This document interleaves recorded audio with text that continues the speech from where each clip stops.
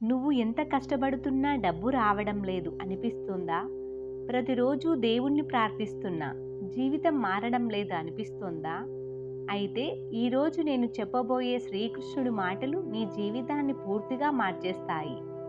భగవద్గీతలో శ్రీకృష్ణుడు చెప్పిన ఒక గొప్ప రహస్యం ఉంది. మనిషి ఎందుకు పేదగా ఉంటాడు? ఎందుకు కష్టాలు వదలవు? దానికి కారణం అదృష్టం కాదు, సమయం కాదు, మన ఆలోచనలు, మన కర్మలు. ద్వారకా నగరం సముద్ర తీరంలో అందమైన రాజ్యం. అక్కడ రామదాసు అనే బ్రాహ్మణుడు ఉండేవాడు. ఆయన చాలా నిజాయితీ గలవాడు. రోజు గోవిందుని నామస్మరణ, కానీ ఇంట్లో దరిద్రం, పిల్లలు ఆకలితో. ఒకరోజు భార్య లక్ష్మమ్మ కన్నీళ్లతో అడిగింది, నువ్వు రోజూ కృష్ణుని పూజిస్తున్నావు, అయితే మన పిల్లలు ఎందుకు ఇలా బాధపడుతున్నారు? ఆ మాట రామదాసు హృదయాన్ని చీల్చింది. రాత్రంతా నిద్రలేదు. నేను ఏ తప్పు చేశాను అని తన్ను తాను ప్రశ్నించుకున్నాడు. తర్వాత రోజు ద్వారకాకు బయలుదేరాడు. మార్గంలో ఎన్నో ఆలోచనలు. కృష్ణుడు నిజంగా వింటాడా, లేక ఇది నా విధి? రామదాసు కృష్ణుడి ముందు నిలబడ్డాడు. కన్నీళ్లతో నమస్కరించాడు.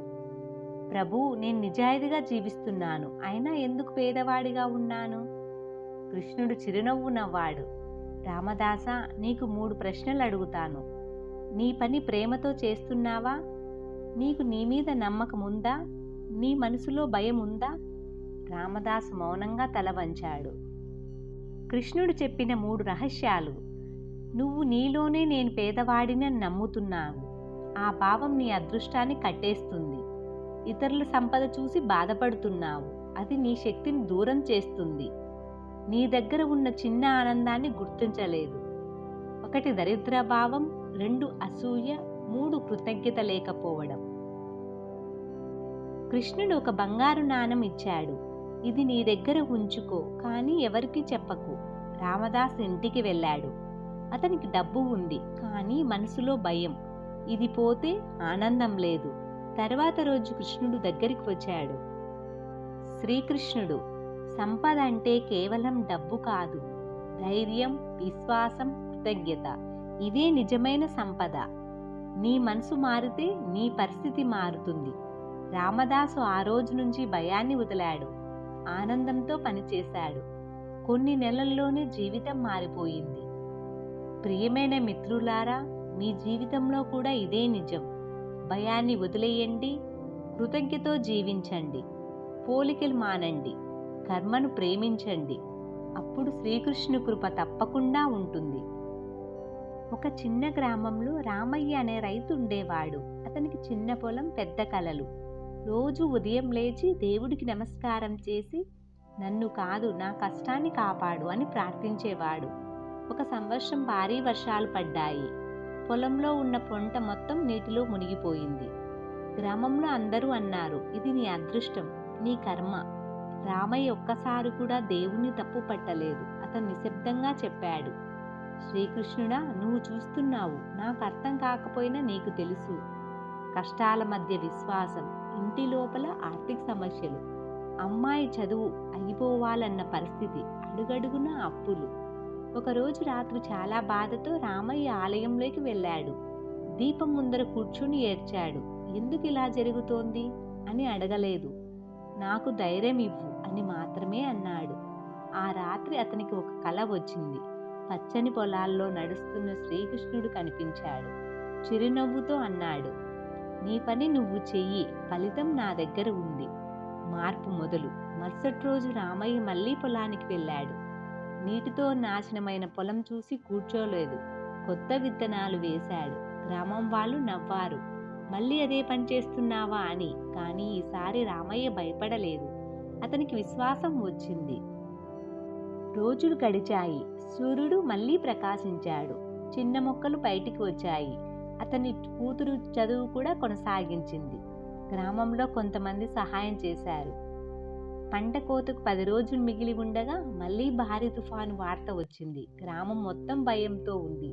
రామయ్య మాత్రం ఆ రాత్రి ఆలయంలో దీపం పెట్టి ఇలా అన్నాడు, ఈసారి కూడా నేను నిన్నే నమ్ముతాను. తుఫాను వచ్చింది, కానీ ఆశ్చర్యంగా అతని పొలం మాత్రమే పెద్ద నష్టం లేకుండా నిలిచింది. గ్రామం వాళ్ళు ఆశ్చర్యపోయారు. రామయ్య మాత్రం కళ్ళల్లో నీరు పెట్టుకొని అన్నాడు, ఇది నా కష్టం కాదు, ఇది శ్రీకృష్ణుడి కృప. సూర్యోదయం వెలుగులో పొలం మధ్యలో నిలబడి ఉన్న రామయ్యకి ఆకాశంలో కాంతి మధ్య శ్రీకృష్ణుడు చిరునవ్వుతో కనిపించినట్లు అనిపించింది. అభయహస్తంతో ఆశీర్వదిస్తూ, నీ విశ్వాసమే నీ విజయం. రామయ్య మోకాళ్ళ మీద కూర్చొని నమస్కారం చేశాడు. కళ్ళల్లో ఆనందం, హృదయంలో శాంతి. ధనయోగ రహస్యం. ఒక జీవితాన్ని మార్చిన మాట. ఒక చిన్న పట్టణంలో రాఘవ అనే యువకుడు ఉండేవాడు. అతను చాలా కష్టపడేవాడు. ఉదయం నుంచి రాత్రి వరకు పని, కానీ డబ్బు మాత్రం చేతిలో నిలవదు. ఒకరోజు కోపంతో ఇలా అన్నాడు, దేవుడా, నేను ఎంత కష్టపడినా ఎందుకు పేదవాడిగానే ఉన్నాను? ఆ రాత్రి అతను ఒంటరిగా ఆలయానికి వెళ్ళాడు. కృష్ణుడి విగ్రహం ముందు నిలబడి ఇలా అన్నాడు, నీవు గీతలో అన్నావు కదా, కర్మ చేయమని. నేను చేస్తున్నాను, ఫలితం ఎక్కడా? కలలో వచ్చిన సందేశం. ఆ రాత్రి రాఘవకు ఒక స్పష్టమైన కల వచ్చింది.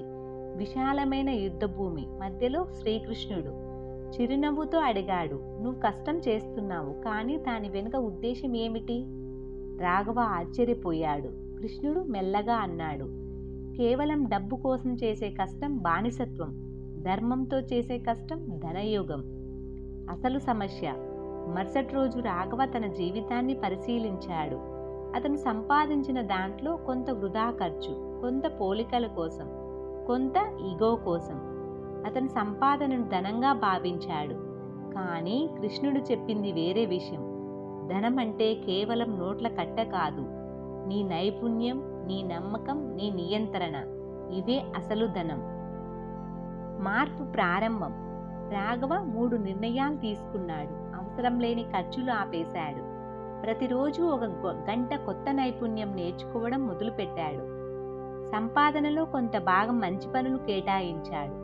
మొదటి నెలలో మార్పు కనిపించలేదు, కానీ అతను ఆగలేదు. ధనయోగ రహస్యం బయటపడింది. కొన్ని నెలల తర్వాత అతని నైపుణ్యం పెరిగింది. కొత్త అవకాశాలు వచ్చాయి. ముందు తక్కువ జీతం ఇచ్చిన వాళ్ళు ఇప్పుడు ఎక్కువ ఇవ్వడానికి సిద్ధమయ్యారు. ఒకరోజు అతను మళ్ళీ ఆలయానికి వెళ్ళాడు. ఇప్పుడు అర్థమైంది, కృష్ణ, నువ్వు డబ్బు ఇవ్వలేదు, డబ్బు సంపాదించే స్థాయికి ఇచ్చావు. ఒక వ్యాపార అవకాశంలో అతను పెద్ద లాభం పొందాడు. కానీ ఈసారి అతను గర్వపడలేదు. తనతో తానే అన్నాడు, ఇది నా కష్టం కాదు, నా దృక్పథం మార్పు. అప్పుడు అతని గీతలోని ఒక భావం గుర్తొచ్చింది, కర్మ చేయి, ఫలితంపై ఆసక్తి పెంచకు, నీ శ్రద్ధే నీ యోగం. సంవత్సరం తర్వాత రాఘవ జీవితం పూర్తిగా మారిపోయింది. కానీ అతను గ్రహించిన అసలు విషయం, పేదరికం అంటే డబ్బు లేకపోవడం కాదు, దిశ లేకపోవడం. ధనవంతుడంటే కోట్లున్నవాడు కాదు, నియంత్రణ ఉన్నవాడు.